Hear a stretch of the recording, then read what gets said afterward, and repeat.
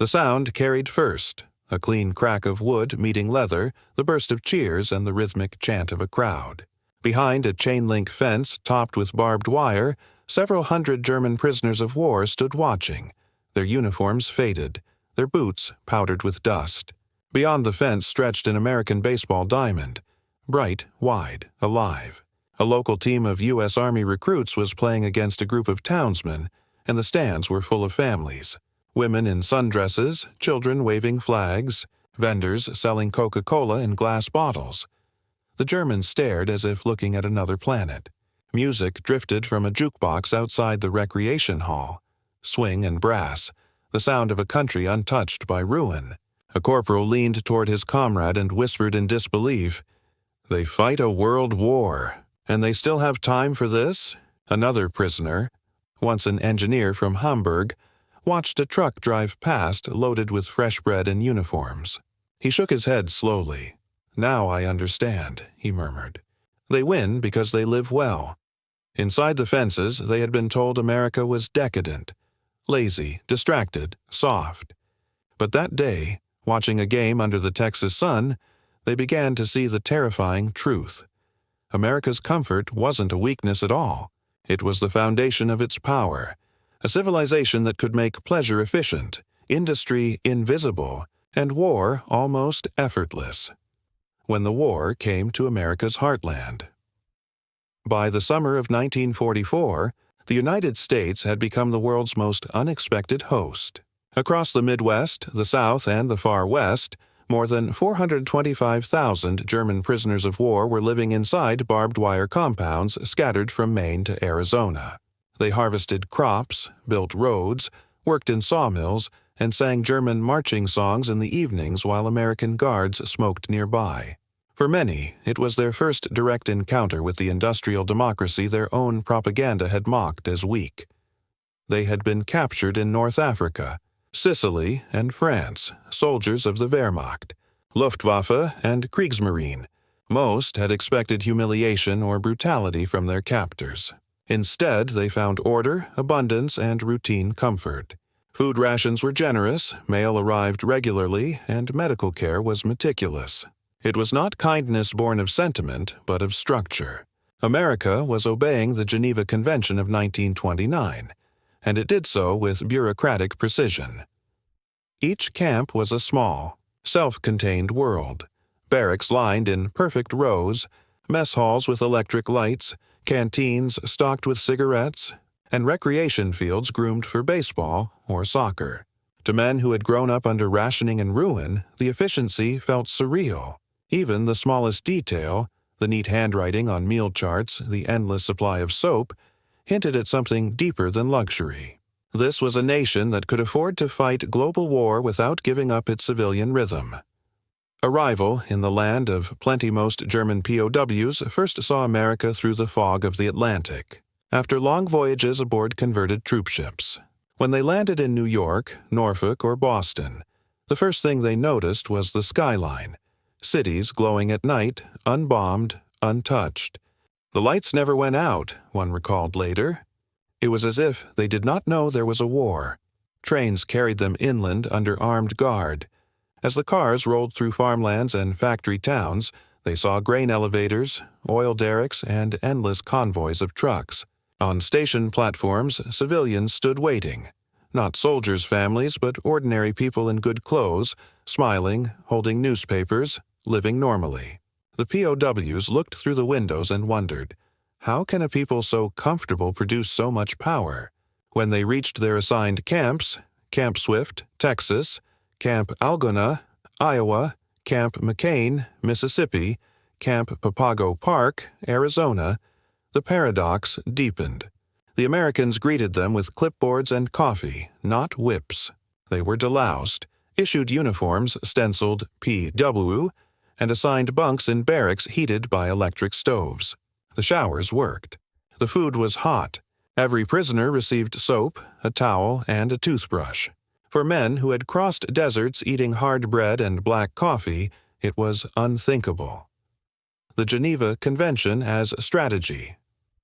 The United States' treatment of POWs was not naive generosity.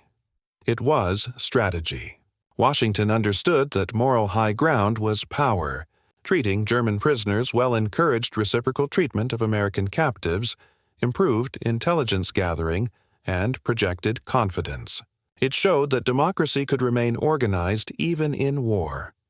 The Office of the Provost Marshal General, OPMG, oversaw the entire system. Its rules were strict. POWs could work, but not in war industries. They must receive equal medical care to U.S. soldiers. They must be allowed recreation and education.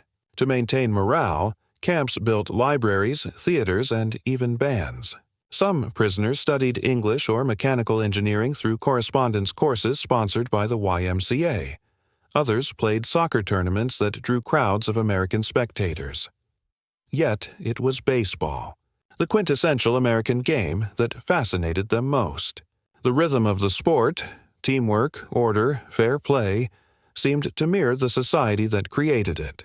To German eyes, it was warfare turned into ritual, a contest without cruelty where skill replaced domination, a civilization without scarcity. Everywhere they looked, the POWs saw abundance. Camp kitchens served meat 3 times a week, bread daily, and coffee without rationing. The canteens sold candy, shaving cream, postcards, and occasionally beer. Outside the fences, American towns buzzed with production. Women drove trucks, teenagers delivered milk, factories worked around the clock. But the civilian tone never broke. A former Luftwaffe sergeant later wrote, "In Germany, we had propaganda films of a decadent America. Jazz, crime, chaos. Then we saw jukeboxes, clean streets, children eating ice cream, and soldiers playing games. We realized decadence was discipline disguised as pleasure. The Germans had imagined a divided, distracted enemy. Instead, they found unity born of comfort. The ease of life didn't weaken Americans. It energized them. The same factories that made jukeboxes made aircraft radios. The same assembly lines that built automobiles now produced tanks. Luxury had become logistics." By the time 1944 turned to 1945, even hardened officers began to suspect that America's casual prosperity, the laughter, the music, the steady hum of production, was the true superweapon of the war. It was a society so stable it could turn entertainment into endurance. And that realization, quiet but devastating, would transform how many of them thought about power, ideology, and civilization itself inside the fences of normalcy. Each day inside the American POW camps followed a rhythm that, to German eyes, felt less like imprisonment and more like participation in some vast, well-oiled civilization. Reveille sounded at dawn, the bugle echoing through barracks lined with pine walls and iron bunks. Breakfast followed. Eggs, toast, jam, and coffee, not the watered gruel of military rationing in Europe. Then came roll call, work details, and, after the day's labor, something the prisoners found almost absurd: recreation. At Camp Algona in Iowa, prisoners built a full theater stage, complete with painted backdrops and floodlights, using lumber supplied by the U.S. Army. At Camp Hearn in Texas, they performed Beethoven and Wagner for local civilians. Others organized soccer tournaments or formed orchestras, borrowing instruments from nearby schools. But what truly astonished the Germans wasn't permission. It was provision. The guards encouraged them. Supplies were allocated, maintenance approved, even prizes offered for the best productions. It was cultural shock disguised as courtesy. They had been raised under a system where the state demanded sacrifice, where joy was rationed as tightly as fuel. Here, in enemy hands, joy was considered maintenance, a tool to keep men civilized. To them, it was both humiliating and hypnotic. The sound of civilization. Every evening, when the day's labor ended, the camps transformed. Radios crackled to life. Loudspeakers played American broadcasts. The Jack Benny Show, Glenn Miller's Orchestra, Bing Crosby. Sometimes, through the barbed wire, they heard laughter from the guards' mess hall or the rhythmic clink of jukeboxes spinning out swing tunes. The prisoners called it the sound of freedom. It was music that didn't march, didn't salute, didn't shout. It moved in arcs of melody, in confidence that needed no banners. For many of the younger prisoners raised on propaganda films of Aryan rigor, the soft rhythms of American jazz were as alien as the country itself. Unmilitary, spontaneous, happy. Yet it was that very lightness that disturbed them most. In the Reich, culture had been weaponized. Art, music, even architecture served ideology. Here, in the land of Coca-Cola and jukeboxes, art served leisure. And somehow, that leisure supported a war industry producing ships, tanks, and planes in numbers beyond imagination. Comfort had become a force multiplier. Nowhere was that paradox clearer than on the baseball field. The Americans played constantly. Soldiers, locals, even guards. The Germans watched with curiosity that slowly turned into fascination. At first, they saw the game as childish, men in uniforms chasing a ball. But as the innings passed, they began to see the hidden structure, the discipline, the timing, the balance between individuality and teamwork. In baseball, no single man won alone. The rhythm of the team determined the outcome. The rules were complex but fair, the authority absolute yet unquestioned. It mirrored what they saw everywhere in America: organized freedom. One POW sergeant said to his friend during a game at Camp Swift, "This game explains their factories." He meant it literally. Each worker performed his role like a player in the lineup. Independent, yet coordinated. The same society that could standardize a baseball glove could standardize a bomber. What they saw on that dusty diamond was not leisure distracting from war, but leisure reflecting it. Comfort as a doctrine. It took months, but the message sank in. What German officers had dismissed as American softness was actually industrial serenity. A culture so wealthy, so confident, it could treat comfort as infrastructure. Radios kept morale stable. Sports prevented rebellion. Music reminded men what peace could feel like. The system didn't control emotion by suppression, but by satisfaction. A prisoner at Camp McCain, Mississippi, wrote in his diary, "They have found a way to turn happiness into obedience." It was not meant as an insult. It was observation. America's secret weapon wasn't just its factories or its armies.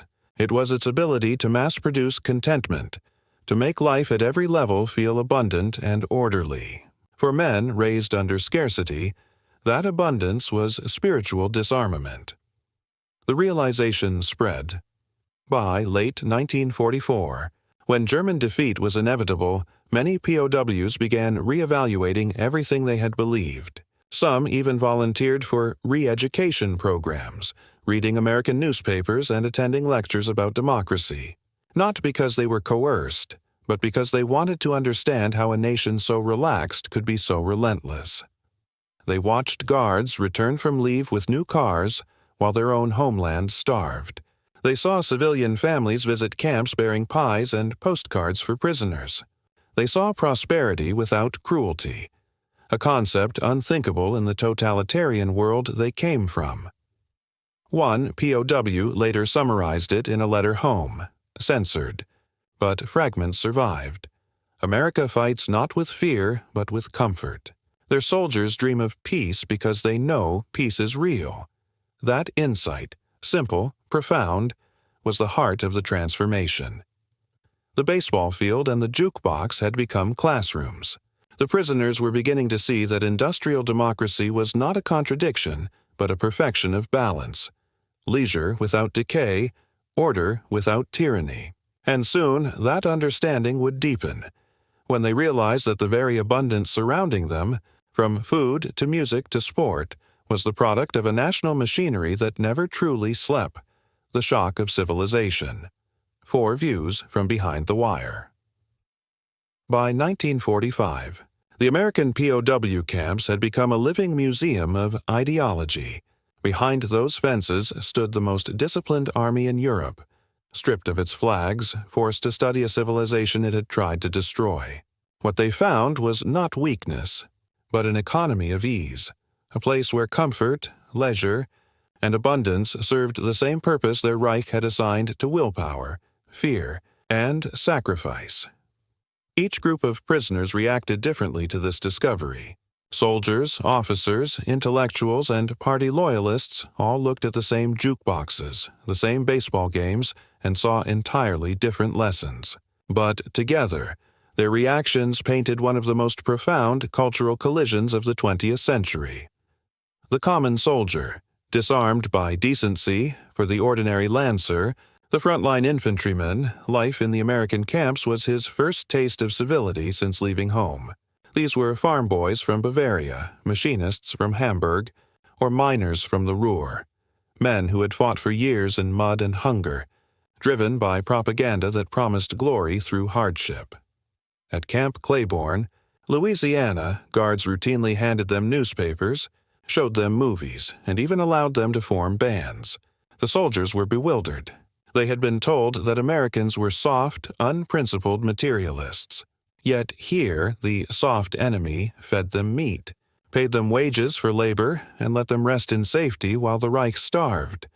One prisoner wrote home through the Red Cross, "The Americans do not need discipline like ours. Their comfort keeps them calm. Their soldiers smile because they do not fear their officers." That realization was more dangerous to Nazi morale than any leaflet drop. It told the common soldier that strength didn't have to come from suffering. It could come from stability.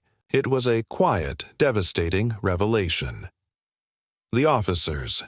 Envy behind pride. For captured Wehrmacht officers, especially those from the general staff, the American way of war was both fascinating and humiliating. They studied the camp's logistics, its routines, the efficiency of its supply chain. Everything, from the timing of the meals to the availability of baseball equipment, spoke of planning on an industrial scale. At Camp Clinton, Mississippi, one captured colonel observed, "They mobilize their pleasures as we mobilize our soldiers." He wasn't being sarcastic. He was describing a civilization that had fused economy, morale, and production into one organism. The jukebox in the canteen wasn't entertainment. It was psychological lubrication. It kept workers happy, soldiers steady, and prisoners docile. America's comfort was strategic, an empire of morale. The officers began to see that the same factories that made bicycles and radios also produced tanks and bombers. Civilian life and military industry were not separate spheres. They were extensions of one another. Leisure wasn't the opposite of war effort. It was its fuel. "We mistook relaxation for decadence," one captured major admitted. It was efficiency disguised as pleasure. That line, later quoted by U.S. intelligence analysts, summed up the German officer corps' final epiphany. The Reich's model of strength had been rigid, brittle, self-consuming. America's model was fluid, adaptable, endlessly renewable. One collapsed under pressure, the other thrived because of it. Among the prisoners were academics, journalists, engineers, men who had once believed they understood the West. They had studied America through the lens of Nietzsche and Spengler, through caricatures of jazz, skyscrapers, and mass man. What they found in captivity shattered every preconception. At Camp Algona, the library was stocked with English and German books, Dickens, Twain, Goethe, even Einstein. The Americans encouraged reading, believing education to be both therapy and deterrent. To the German intellectuals, this was incomprehensible. In their world, knowledge had been militarized. In America, it was democratized. Anyone could read. Anyone could learn. One captured journalist, a former propagandist, confessed in a 1946 interview, "We thought democracy meant disorder, but here, even their chaos is organized." They watched townspeople visit the camps on weekends, smiling, curious, unafraid of the men who had bombed their allies. To them, that casual generosity was more frightening than hatred. It implied confidence, a moral surplus. They began to see that America's comfort was not moral decay, but moral security. The true believers, isolation in abundance. And yet, not everyone converted. The hardline Nazis inside the camps, the ideological loyalists, reacted with fury and denial. To them, the jukebox was corruption, baseball was chaos, and the comfort of their captors was decadence proven. They tried to recreate the Reich within the fences, forming secret groups, holding lectures, even enforcing obedience among fellow prisoners. But their control eroded daily, because no ideology survives laughter, and America, to their horror, was a laughing civilization. Guards joked. Radios played comedy. Civilians visited and treated the Germans as curiosities, not monsters. In that warmth, fanaticism froze. A sergeant who refused to join the Nazi inner circle wrote, "They told us comfort makes men weak, but it is I who have grown stronger here, because I have stopped hating." By war's end, those hardliners were the minority. The majority had been quietly reshaped by the camp's rhythm, by the sight of abundance functioning without arrogance. They had seen a civilization that made leisure productive, happiness disciplined, and humanity industrial. A civilization studied in reverse. The irony was not lost on them. These were men trained to fight modernity, now learning from it. Behind barbed wire, they saw what the Reich had missed. The true purpose of progress was not domination, but sustainability. America didn't need to shout about its greatness. It lived it, one hot meal and one baseball game at a time. When the war finally ended, many of those POWs went home with more than rations and stories. They carried blueprints in their minds, not of weapons, but of systems. And those systems, of logistics, morale, and comfort, would quietly influence post-war Europe more deeply than any ideology. The machinery of comfort, how leisure became a weapon. The German POWs, at first glance, the jukebox and the baseball field seemed trivial. But behind each of those symbols lay the full engine of American industry. That jukebox, playing swing music in a dusty Texas canteen, was a triumph of precision manufacturing. Electric motors, amplifiers, glasswork, and coin mechanisms all mass-produced in factories that also made radios for bombers and components for naval sonar. The baseball gloves the soldiers used were made on the same leather presses that produced flight jackets. The Coca-Cola bottles the POWs stared at came from the same bottling lines used to supply GIs from Normandy to New Guinea. To the Germans, these connections were staggering. In their world, civilian industry and military production were separate, the latter devouring the former until nothing remained. In America, both thrived simultaneously, feeding one another. Comfort wasn't a luxury, it was momentum. One captured engineer later wrote, "The same machine that gives them pleasure also gives them victory." He was right. The American genius was not merely to build. It was to build in peacetime for wartime, without changing the tempo of life. The music that never stopped. The jukebox was more than a machine. It was morale made mechanical. Swing music echoed through the camps at night. Benny Goodman, Duke Ellington, Glenn Miller, and even the prisoners began to hum along. They didn't understand the lyrics, but they understood the rhythm. It spoke of optimism, momentum, the easy certainty of a nation at peace with itself. To the Germans, this was an alien form of discipline, a rhythm without command. In their army, music served to march men toward death. In America's, it served to remind men what they were fighting to return to. Joy itself was a logistical asset. A prisoner wrote in his journal at Camp Atterbury, Indiana, "They dance while the world burns, and yet, by dancing, they win." The observation was not poetic exaggeration. It was an attempt to understand how a country could maintain national morale through rhythm, how even entertainment had been industrialized into a sustaining force. The factory that fed.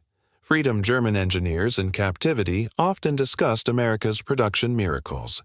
How could one nation produce more tanks, planes, and ships than the entire Axis combined, while still manufacturing refrigerators, records, and cars? They eventually realized the answer was cultural, not mechanical. American consumerism was pre-mobilized. The very habits that Germany had condemned as decadence, the appetite for goods, convenience, and leisure, had trained its citizens to think in terms of mass production, distribution, and demand. The U.S. didn't need to teach its workers to mobilize. It simply redirected their routines. The same logistics that delivered jukebox records to diners now delivered ammunition to the Pacific. The same railroads that carried Coca-Cola carried Sherman tanks. The national rhythm didn't change. It just amplified. The prisoners saw in America's comfort the secret of total war, efficiency without exhaustion. Its people didn't need propaganda to sacrifice.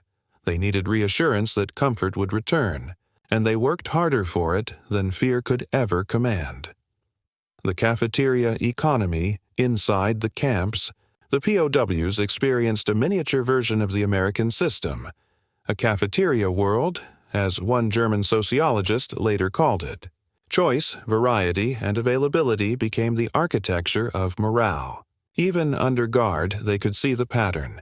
People who are well-fed and well-entertained obey willingly because they believe in the structure feeding them. Meals arrived on time. The lights stayed on. The sports fields were maintained. To German eyes, it was a machine running without visible coercion. The Reich had ruled by fear.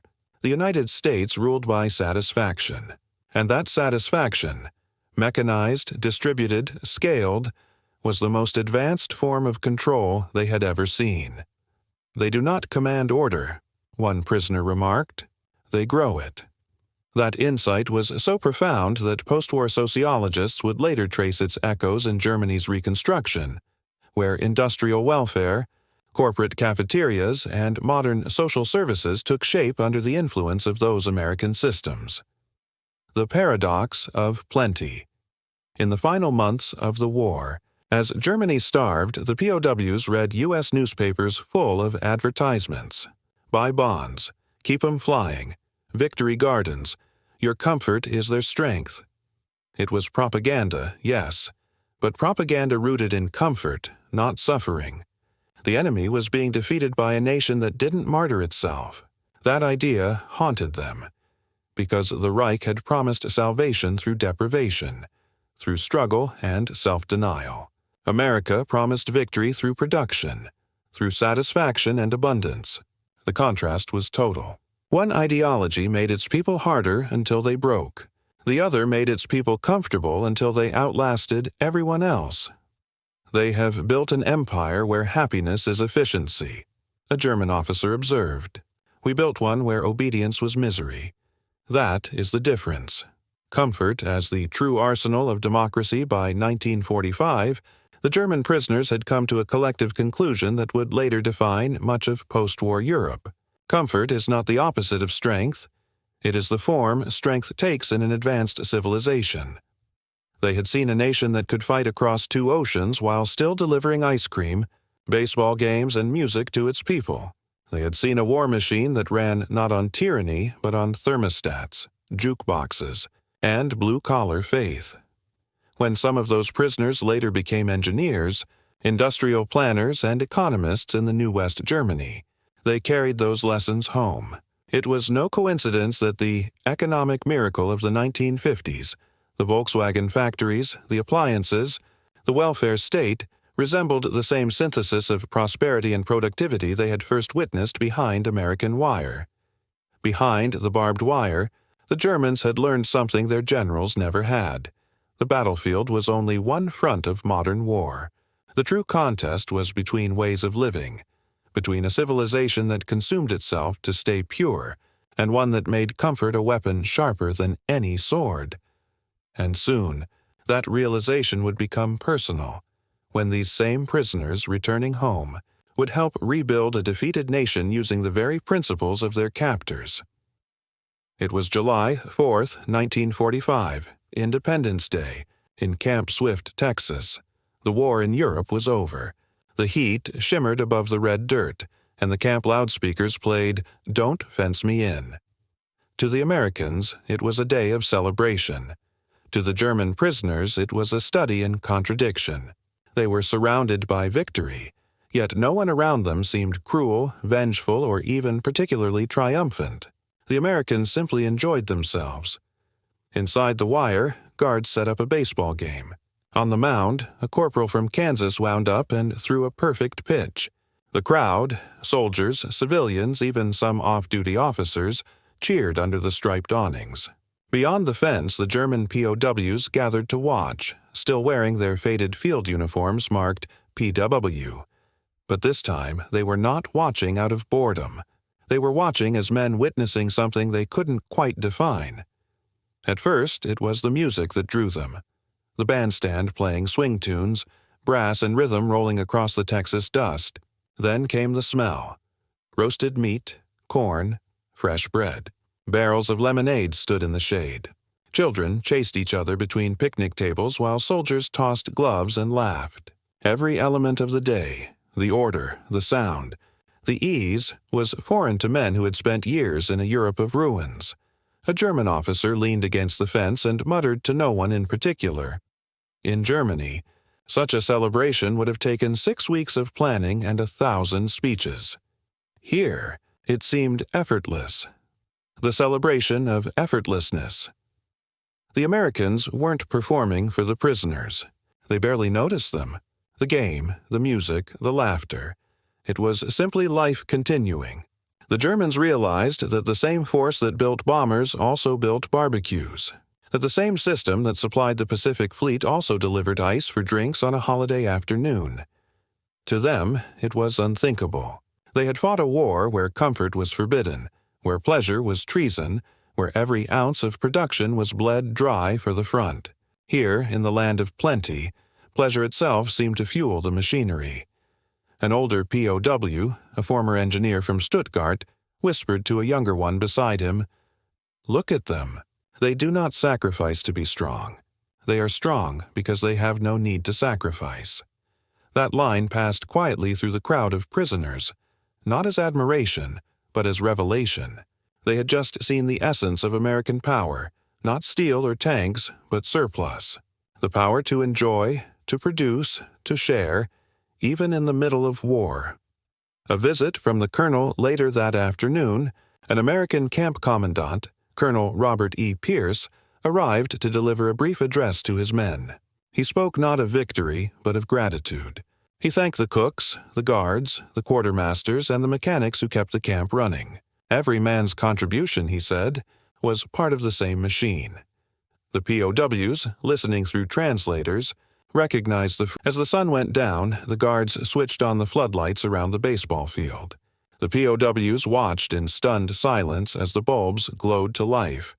Hundreds of them, bright and flawless. The field became a stage of light. Then came the fireworks. Bursts of color arced into the Texas sky, each explosion reflected in the lenses of the prisoners' glasses. One prisoner murmured, "We can't even light our streets, and they light the heavens." He wasn't bitter. He was awed.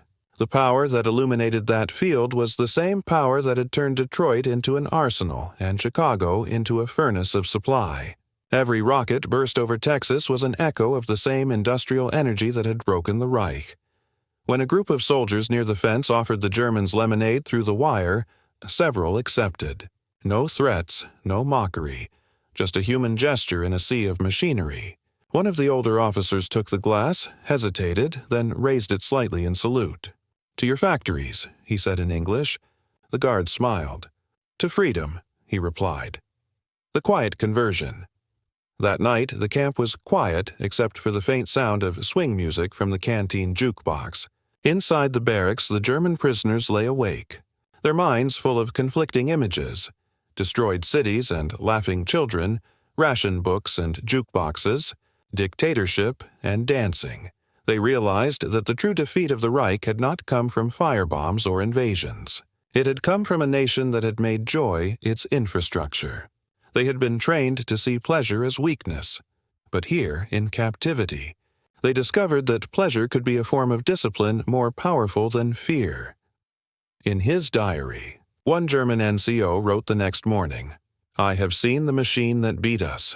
It is not the bomber or the tank. It is the store, the home, the song, and the game." the day America celebrated its freedom, the prisoners understood, perhaps more clearly than any general, what kind of world they had tried to conquer and why it had been impossible. But the revelation would not end there. In the months that followed, as they worked in American towns and factories, they would see up close how that same system, cheerful, efficient, and endless, was rebuilding the very world they had helped destroy. When work revealed the war machine beneath the comfort. By late August 1945, the war had officially ended, but for the German prisoners scattered across America, the lessons were only beginning. The guns had fallen silent in Europe, yet inside the vast American heartland, another kind of war continued. A war of production, rebuilding, and rhythm.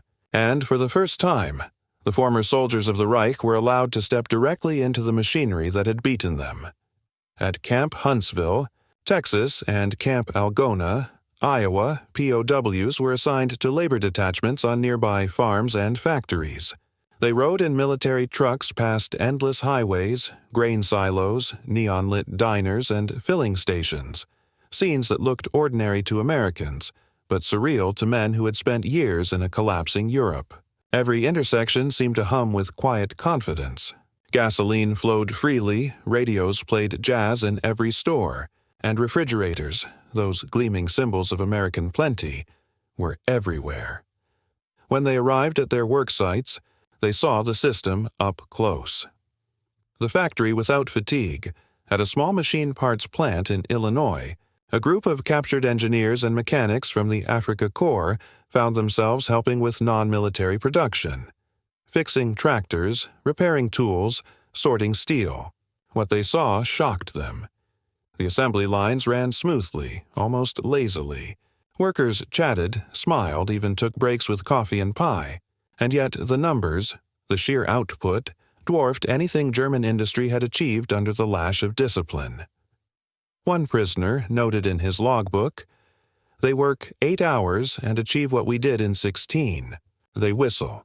They listen to radios. But the machines never stop." The realization struck like revelation. America's power didn't come from overwork. It came from organization. Every bolt, every minute, every calorie was accounted for, planned, and integrated into a system designed to sustain itself indefinitely. The Reich had burned itself alive on the altar of sacrifice. America had built an economy that ran on efficiency wrapped in ease. When the foreman handed the prisoners cold lemonade during their shift, one of them, a former officer, couldn't resist saying, "In Germany, we would have been whipped for drinking on duty." The foreman laughed. "That's why you lost," he said, and walked away. The prisoner never forgot those words. The farms that fed an army and a continent elsewhere. On vast farms across Kansas and Nebraska, POWs worked side by side with American farmers, plowing, harvesting, and bundling hay under the same unrelenting sun. What struck them wasn't the labor itself, but the machinery. Tractors with wide tires, automatic threshers, irrigation pumps powered by electricity. They had grown up on hand tools and horse-drawn wagons. Here, every machine seemed built for permanence. At the end of a long day, when the farmers invited them for dinner, they sat at tables covered with fresh bread, vegetables, and milk so abundant it felt obscene. The farmer's wife would bring pies, and the radio would play the evening news. Stories of Japan's surrender, of GIs returning home, of peace. And all the while, trains rumbled in the distance. Grain trains, oil trains, supply trains, as if the whole continent was still in motion.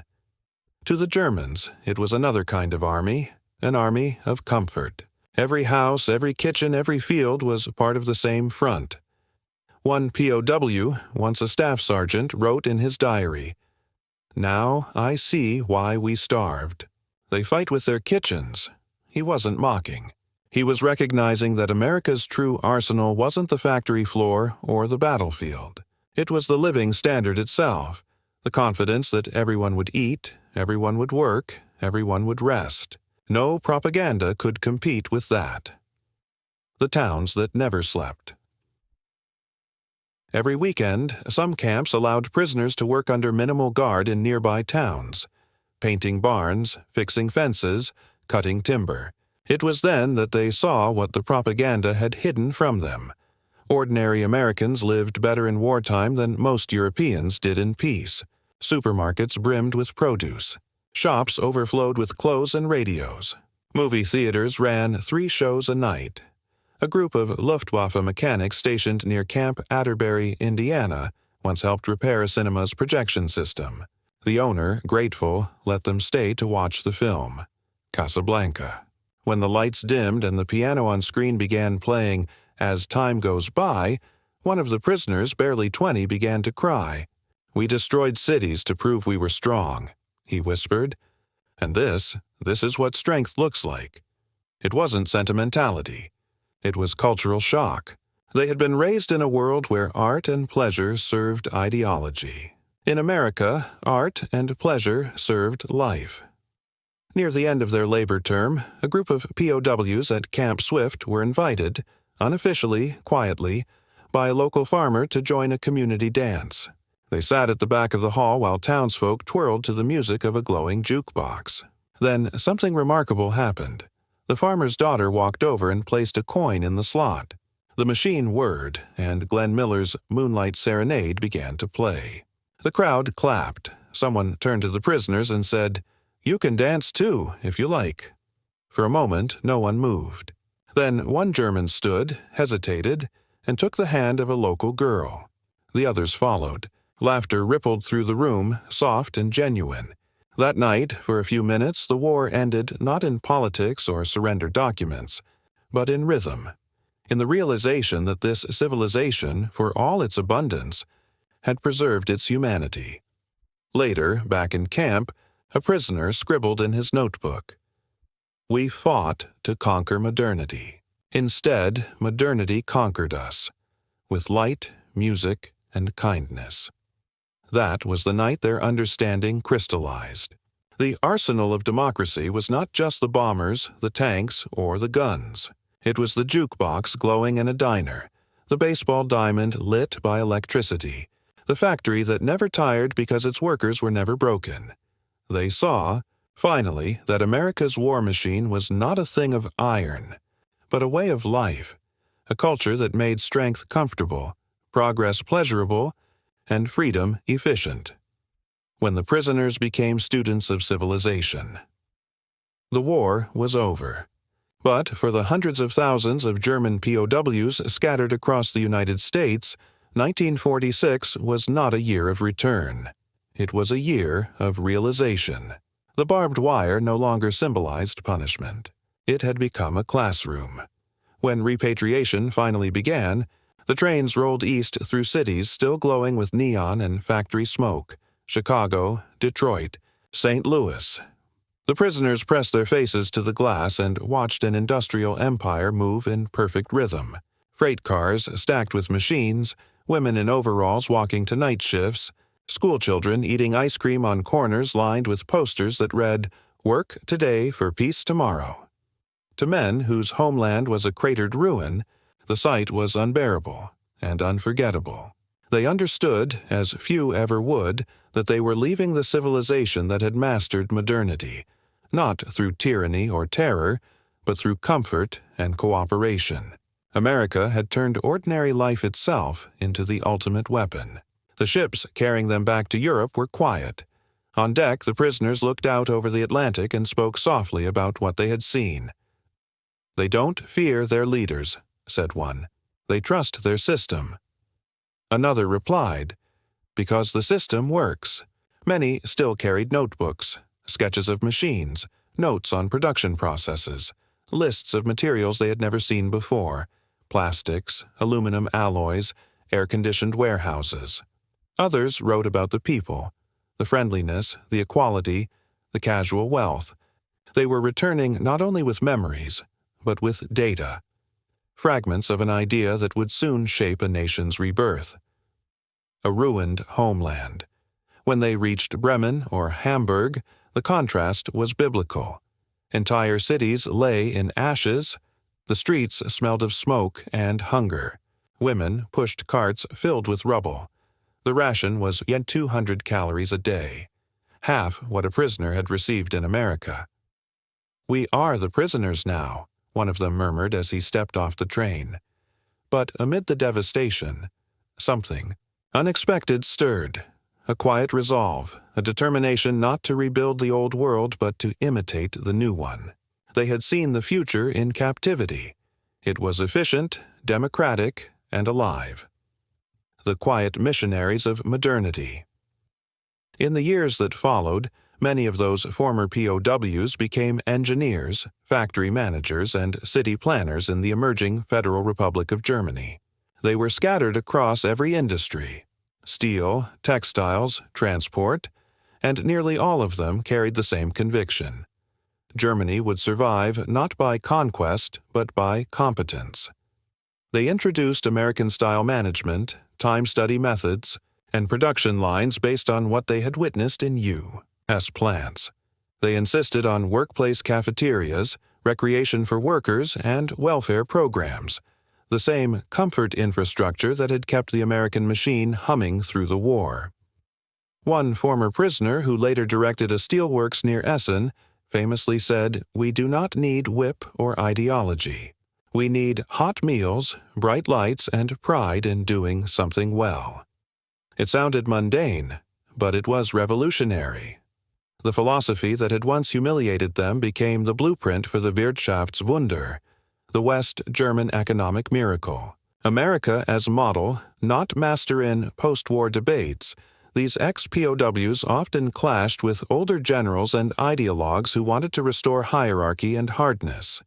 They argued for the opposite, for soft power, social trust, and living standards that made obedience voluntary. They had learned that a nation runs best when its people believe comfort is a right earned by work, not a weakness to be ashamed of. By 1950, as Marshall Plan aid poured in, they were ready. They knew how to translate abundance into structure, because they had seen it done in every camp kitchen, every baseball field, every factory floor. When American advisors arrived to guide Reconstruction, they found eager students, not resentful captives. "We had studied their civilization through fences," one recalled. "Now we were free to build our own version of it." From captivity to cooperation, the same men who had once been guarded by American soldiers now worked alongside them, rebuilding bridges, power stations, and industries. Some returned to the United States in the 1950s as visiting engineers or exchange students. Others kept the memory alive through books and interviews. When asked what had impressed them most, their answers were never about weapons. They spoke, instead of small, ordinary miracles: clean water, plentiful food, music on the radio, light that never failed. "In the camps," one wrote, "I saw that a civilization is not measured by how it kills its enemies, but by how it maintains its daily life in war." That idea, born behind fences, became the foundation of post-war Western Europe's identity. The belief that prosperity is peace and that comfort, properly organized, is the greatest defense against tyranny. But not all who returned could reconcile the past with what they had learned. Some faced ridicule for praising the enemy.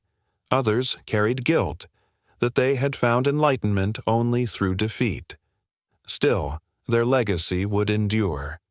They had seen the blueprint of modern freedom up close and would spend their lives recreating it, brick by brick, factory by factory. The conversion of a nation from obedience to comfort. By 1948, the miracle was underway. Germany, divided, humiliated, and starving, was beginning to hum again. Not with marches or speeches, but with the rhythm of machines. In workshops, from Hamburg to Stuttgart, engineers who had once been POWs in Texas or Iowa began applying what they had seen behind American fences. They spoke softly of a new creed: discipline without fear, order without hunger, progress without pain. Factories of dignity in Essen, a former Wehrmacht officer turned industrial planner, once a prisoner at Camp Swift, redesigned an entire steel mill. He introduced 8-hour shifts, canteens with hot meals, and a recreation hall with music during lunch. The older foreman called it soft, but production soared by 30% within a year. In Hamburg, another ex-POW insisted that the workers' cafeteria serve coffee and fresh bread every morning. When asked why, he replied, "Because I saw how America fought a world war without ever missing breakfast." This was no sentimental imitation. It was strategic. They had learned that morale was an industrial resource. A fed worker was an efficient worker. A rested citizen was a reliable one. They no longer believed in conquest. They believed in competence. The ideology that had once glorified sacrifice was quietly being replaced by one that glorified stability. Comfort became the new form of discipline. The birth of the Wirtschaftswunder. When the Marshall Plan began in 1948, America sent machines, trucks, and advisors. But what made the aid succeed was the mindset already planted in those returned prisoners. They knew the rhythm of American production, the layout of its factories, the logic of its consumer markets. They had seen a civilization that turned abundance into order, where even leisure was designed with precision. They applied that knowledge to rebuild West Germany's cities. Apartment blocks featured modern kitchens, tiled bathrooms, electric light. Streets were widened for cars, reflecting an American belief in mobility as freedom. Radios filled the air with swing and jazz, the same music that had once played through camp loudspeakers. By 1955, just 10 years after total collapse, West Germany had become Europe's industrial powerhouse. Reporters called it the Wirtschaftswunder, the economic miracle. Few realized that part of its DNA had been shaped thousands of miles away, in quiet American prison camps. The change was deeper than economics. It was psychological. The Germans, who had once worshipped austerity, now valued comfort as civic virtue. "We must never again equate misery with strength," said a former officer-turned-union leader in 1952. "A nation that feeds its people will never need to conquer." Music halls reopened, cinemas glowed, and cafes filled with laughter. These were not distractions. They were proof that civilization had survived. The young men who had watched Americans play baseball now cheered for soccer under floodlights. The women who had once rationed bread now queued for washing machines and radios. For the first time in their history, Germans were learning how to live without apologizing for comfort. Even architecture changed. The new buildings were wide, bright, efficient, designed not to intimidate, but to accommodate. Glass replaced stone. Transparency replaced monumentality. "A building should make life easier," said one architect who had worked in a POW labor detachment in Kansas. "That's what I learned from the Americans. Not style, but purpose." The psychological break from the Reich knot. Everyone accepted the change. Some older veterans called it moral surrender, the loss of discipline, the softening of the German spirit. But the younger generation, raised among ruins and jazz, saw it differently. They had witnessed where fanaticism led. To them, comfort was resistance.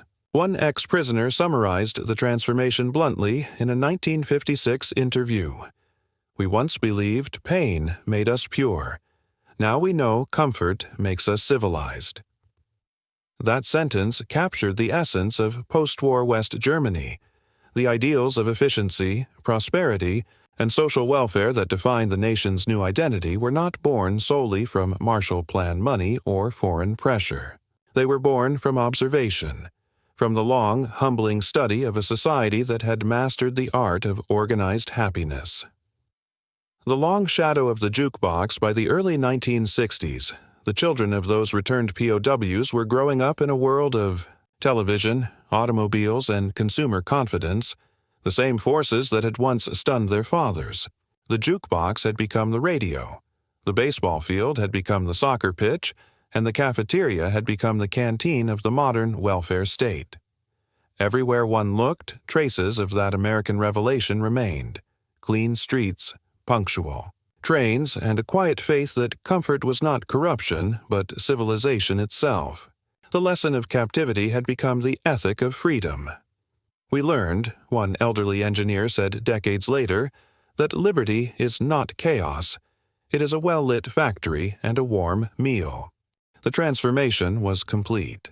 The men who had once watched baseball through fences had reshaped a nation by imitation, proving that sometimes the most enduring victories are cultural, not military. And yet, even after decades of prosperity, many of them would still close their eyes and remember the sound that had changed everything. A bat striking a ball, a jukebox spinning a tune, and the low hum of a civilization that never stopped moving forward, the civilization that fought with comfort. In the end, the lesson was not written in steel or blood, but in light. The men who had watched jukeboxes glow and baseballs arc through Texas dusk understood something their generals never had. That true power is not the ability to destroy, but the ability to endure without cruelty. America had fought the most mechanized war in history without becoming mechanical. Its factories worked like clockwork, but its citizens laughed, sang, danced, and played. Comfort did not weaken the nation. It sustained it. Every refrigerator, every radio, every movie theater was proof that life could continue amid global chaos, that joy itself could be industrialized. For the German prisoners, that discovery was civilization's quiet revelation. They had been taught that modernity corrupts and that leisure softens the soul. Yet in captivity, they